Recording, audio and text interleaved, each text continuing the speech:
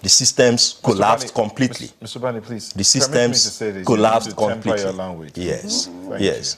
The systems collapsed completely. You see, you won't know what some of us feel if a lawyer, a Ph.D. holder in law, a constitutional lawyer, could use the word perverse, on judgment delivered by a panel of jurists, eminently considered jurists, then you should know what I am feeling about my state, the decay in my state. People come in, well known to us, and they leave office multi-billionaires, and the state is going down. So, there was the need to effect change. We have been embarrassed all around the country and all around the world when people point to us and say, what is happening in your state? I was at Ikoyi waterfront sometime drinking with a few friends. Somebody tapped my head and said, you are enjoying Ikoyi waterfront. Can anybody sit at the waterside in Abia to drink?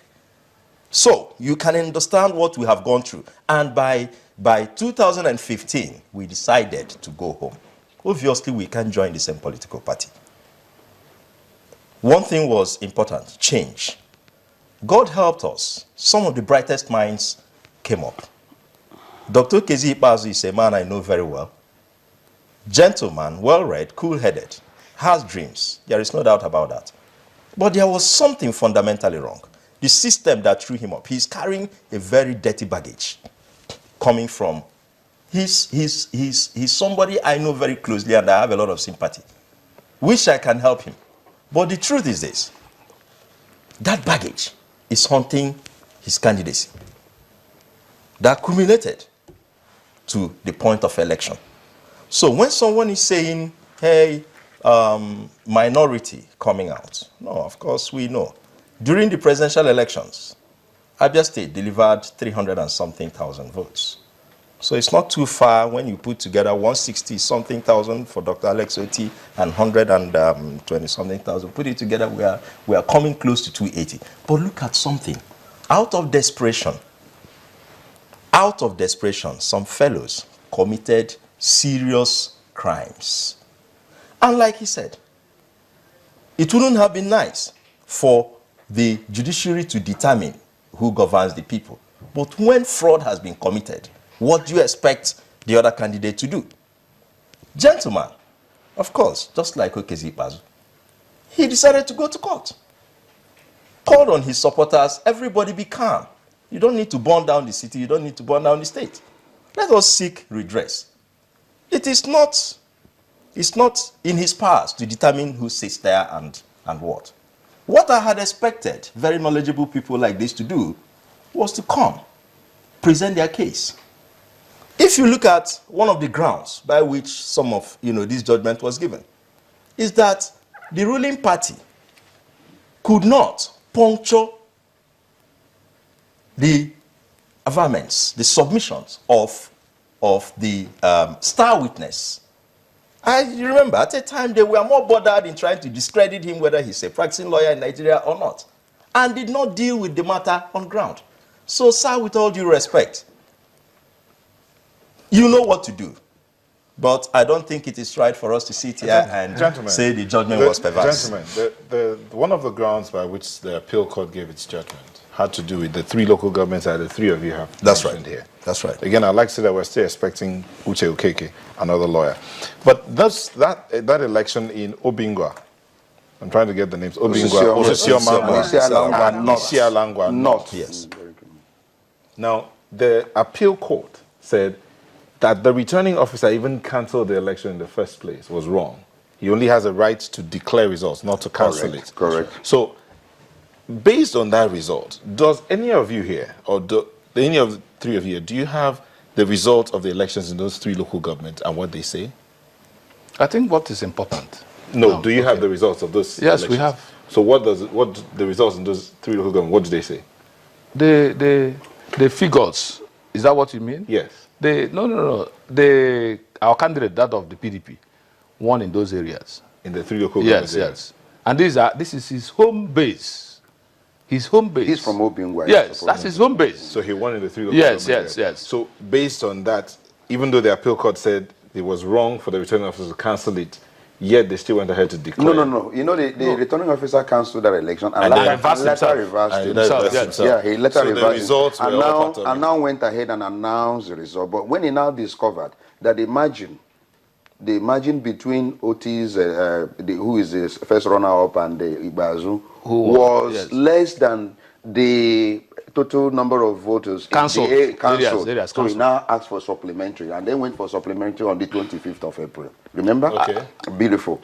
You know, so that is actually, you know, what happened. But what the Court of Appeal? Yeah, Obinga was not beautiful. Obinga was not part of it. Okay, he was not part of it. Beautiful. And Osisioma, Isi Alangwa, and even Ugunabo and others were part of the supplementary. Yes.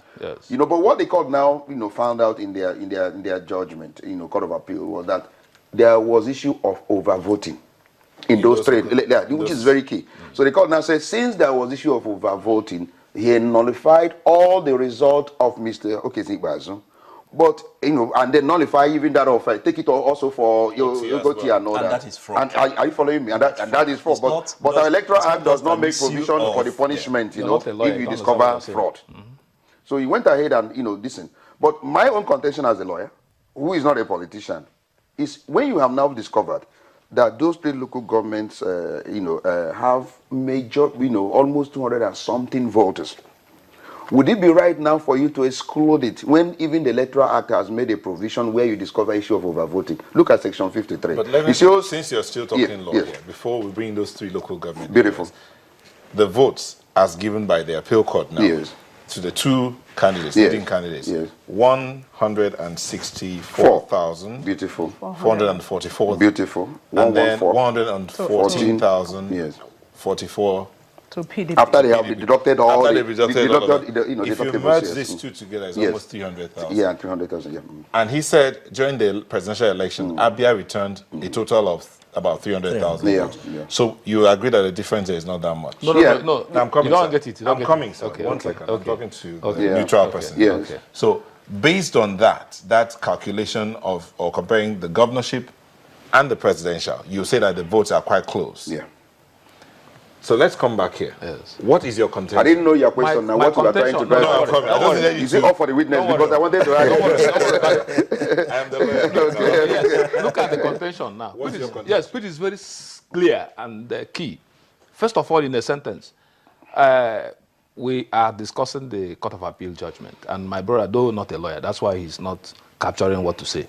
Shouldn't be calling names. What we should do is to address the issue.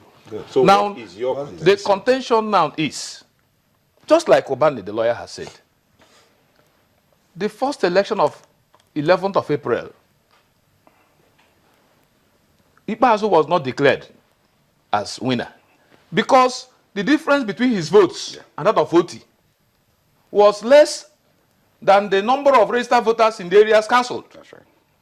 By INEC guidelines. That's right. And they now said, go for supplementary. So the law has not changed.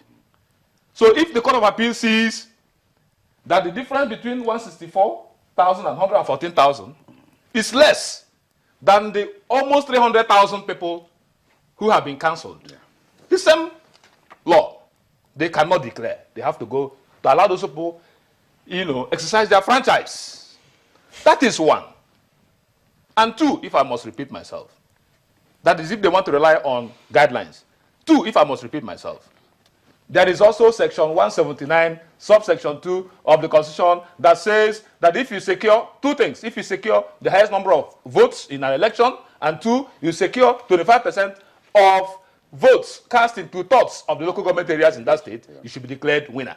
That is to say, if they now want to abandon the issue of electoral guidelines and now come to the Constitution, 179, subsection 2, let them also go and declare Ikpeazu.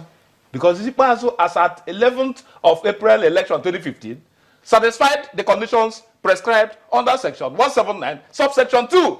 They can't escape it.